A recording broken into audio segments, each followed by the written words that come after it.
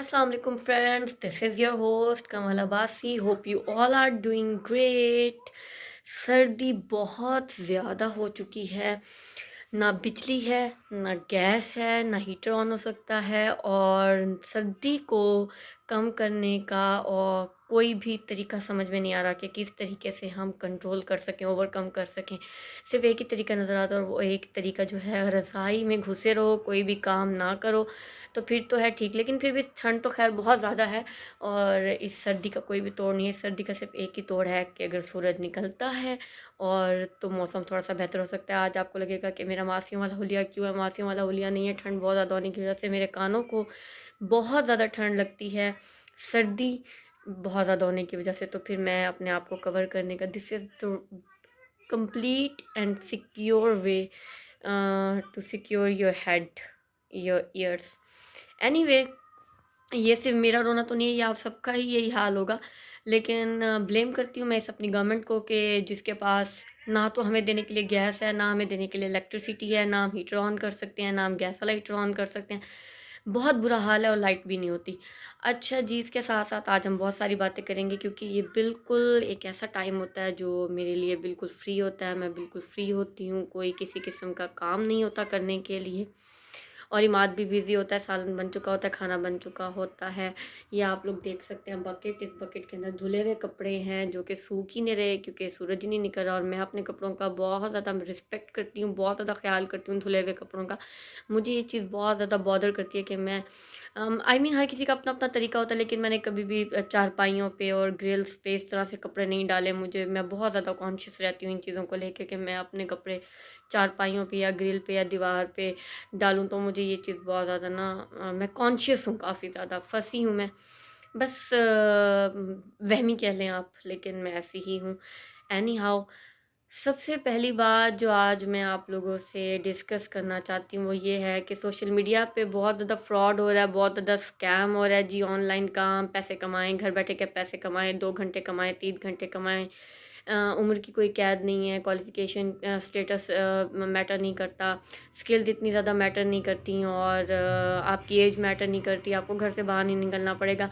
इस तरह का खिलवाड़ करना मेरा आप सबको जहाँ-जहाँ तक मेरी ये वीडियो जाती है please I am requesting you कि गाइज़ इस तरह का खिलवाड़ करना बंद करें क्योंकि बेरोज़गार पाकिस्तान में बहुत ज़्यादा है और हर इंसान कमाना चाहता है। आप लोग कभी कहते हैं कोई एप्लीकेशन डाउनलोड कर लें, कभी कहते हैं कोई गेम डाउनलोड कर लें, कभी कहते हैं कि गेम से पैसे कमाएँ, कभी कहते हैं असाइनमेंट से पैसे कमाएँ और बाद में ये सब कुछ स्कैम और फ्रॉड है।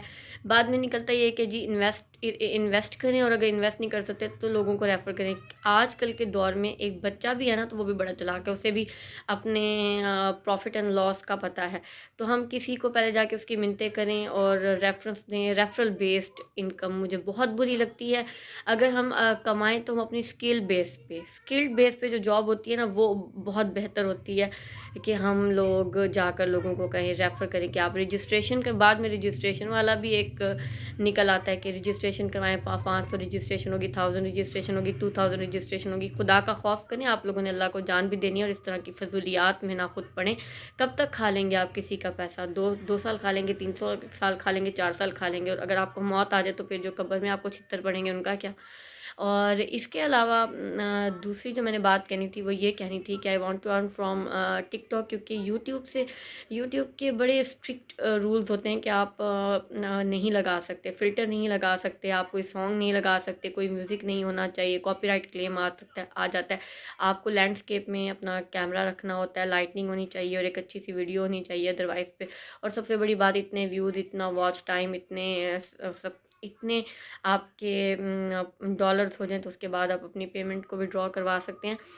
तो बहुत सारे टिकटॉकर्स हैं जो अर्न कर रहे हैं, तो मैं आप लोगों से रिक्वेस्ट करना चाहती हूँ, मेरा टिकटॉक पे भी अकाउंट और मेरा सेम नेम से इंस्टा पे भी अकाउंट है, तो प्लीज़ मुझे जाके आप लोग फॉलो भी करें जो मेरे सब्सक्राइबर्स हैं जिन्होंने मुझे यहाँ पर सब्सक्राइब किया हुआ है। और साथ-साथ अगर कोई भी मुझे ये बताना चाहे कि टिकटॉक से हम कैसे अर्न कर सकते हैं, कैसे वायरल हो सकते हैं, फॉर यू पे आपकी वीडियो कैसे जा सकती है और इसका क्या क्राइटेरिया है, कितने मिलियंस है, कितने मिलियन लाइक्स या फिर फॉलोवर्स होने चाहिए तो उसके बाद हमें इनकम स्टार्ट हो जाएगी। इस तरह के कुछ क्वेश्चंस हैं जिनका आंसर मैं जानना चाहती हूँ because I am new in this world so I don't know how to earn from TikTok. तो कमेंट्स में मुझे ज़रूर बताइएगा। और उसके साथ साथ मैं एक और बात भी आप लोगों को कहना चाहती हूँ, I can not talk to you in comments. कुछ लोग मुझसे ये एक्सपेक्ट कर रहे हैं कि मैं उनसे जाकर कमेंट्स में उनको आंसर करूँ, उनकी बातों का जवाब दूँ, उनसे चिट चैट करूँ। I am really very sorry, it will sound like I am arrogant, but I am not arrogant. मैं अपोलोजाइज़ करती हूँ इस चीज़ के लिए। I really very apologize for this, that I am not, I can not talk to you on in the comment section.